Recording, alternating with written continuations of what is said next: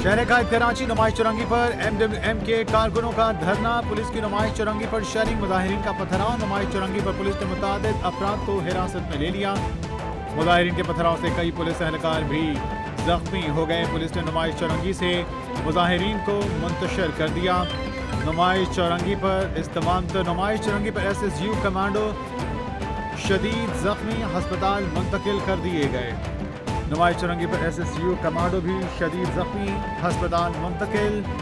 शहर कायद कराची में नुमाइश चौरंगी पर MWM के कारकुनों का धरना, पुलिस की नुमाइश चौरंगी पर शेलिंग, मुजाहिरीन का पथराव। पुलिस की मुजाहिरीन पर शेलिंग और मुजाहिरीन ने पुलिस पर पथराव किया। नुमाइश चौरंगी पर SSU कमांडो इससे शदीद जख्मी हो गया, जिसे जख्मी हालत में हस्पताल मुंतकिल किया गया।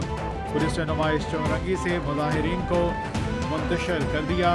कराची में धरना क्यों, पारा चनार का असल मसला क्या। गुज़श्ता 6 रोज कराची की सड़कें मुजाहिरीन से भरी रही, नारे गूंजते रहे, अवाम के दिलों में बेचैनी थी। लेकिन ये धरना क्यों किया गया और इसका पारा चनार से क्या ताल्लुक है। ये धरना मजलिस वहदतुल मुस्लिमीन की क़यादत में हो रहा था, जो पारा चनार के मासूम शहरियों की हलाकतों के खिलाफ आवाज बुलंद कर रही है। पारा चनार एक खूबसूरत मगर मुश्किलात में घिरा हुआ इलाका है, जहाँ सैकड़ों बेगुनाह शहरियों की जानें ले ली गई।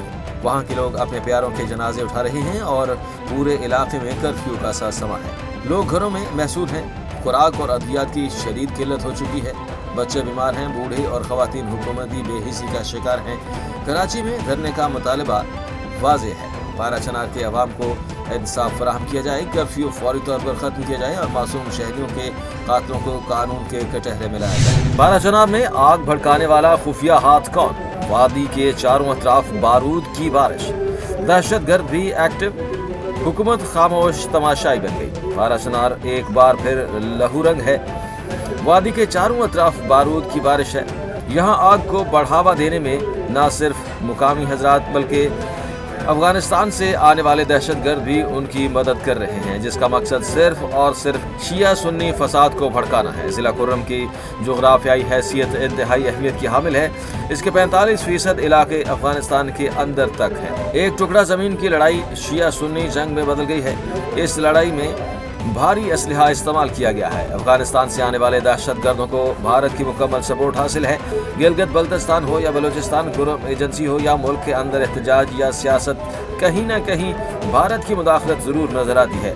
ज़िला कुर्रम में जारी इस हालिया खौफनाक जंग के ताने बाने भी दिल्ली से मिलते दिखाई देते हैं। डील नहीं होगी, खान ने इनकार कर दिया। नवाज शरीफ बार में खिलाड़ी, सियासत से आउट। काजी फायज ईसा पार्ट 2 कौन। PTI के अंदर 5 करोड़ किसने लिए। सीनियर तजियाकार मंसूर अली खान चौंका देने वाली खबरें ले आए। अपने व्लॉग में गुफ्तगू करते हुए मंसूर अली खान ने कहा कि इमरान खान ने बड़ा ऐलान कर दिया है कि मैं हर केस लड़ूंगा, किसी मुल्क के कहने पर डील नहीं करूंगा और ना ही बनी गाला चाहूंगा। मेरे कैदियों को रिहा कर दिया जाए। नवाज शरीफ बार में खिलाड़ी, वो सब सियासत से आउट हो चुके हैं।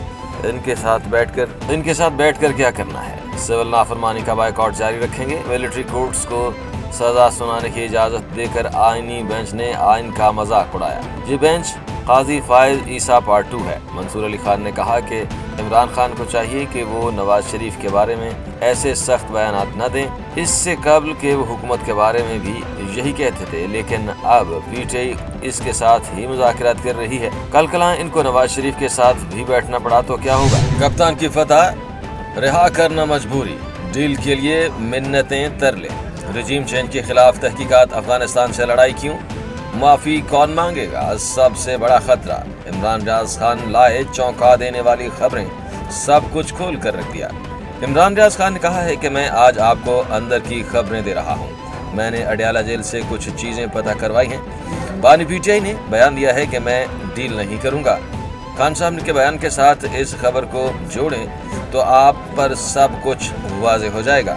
इमरान रियाज ने कहा कि खान साहब के पास जेल में बहुत वक्त है, वो जानते हैं कि उनको किस वक्त क्या बयान देना है। उन्होंने खबर देते हुए कहा कि इतवार वाले दिन अडयाला जेल में 2 फॉर्च्यूनर्स गाड़ियां दाखिल होने की इतलात हैं। इन गाड़ियों के अंदर जो लोग मौजूद थे उनके पास बहुत ज्यादा कागजात थे। ट्रंप कॉल नहीं करेगा मगर ये काम जरूर होगा। अगला हफ्ता इंतहाई अहम है, बाद में न कहना बताया नहीं। सीनियर तजियाकार हबीब अकरम ने एक नुक्ते में सारी कहानी बयान कर दी। निजी टीवी के प्रोग्राम में गुफ्तगू करते हुए हबीब अकरम ने कहा कि होना तो ये चाहिए कि हुकूमत पीटीआई के साथ मुज़ाकरात को इस अंदाज से आगे बढ़ाए जिससे किसी को मुदाखलत करने का मौका न मिले, लेकिन जब फोन कॉल आएगी और हम इसके मुताबिक ही आगे बढ़ेंगे तो उसके बाद मामलात पर हमारा कंट्रोल नहीं रहेगा। दुनिया भर में यही उसूल है कि जब आप सालिस के पास चले जाते हैं तो उसका इख्तियार चलता है, फरीक अपने इख्तियारात खो बैठते हैं, इसलिए हमें आपस में बैठकर बात करनी चाहिए। हबीब अकरम ने कहा कि जहां तक डोनाल्ड ट्रंप की कॉल का मामला है, कॉलें ऐसे नहीं आया करती। ये कभी नहीं होगा कि ट्रंप साहब फोन उठाकर पाकिस्तानी हुकूमत से कहेंगे कि ये काम कर दें। याद रखें कि दुनिया में पॉलिसियां बदलती हैं, काम अचानक शुरू हो जाते हैं, चीज़ें बदलना शुरू हो जाती हैं। उन्होंने कहा कि मुस्लिम लीग नून और पीपल्स पार्टी की हिम्मत ही नहीं हो रही है कि ये दोनों एक दूसरे से अलग हो सकें।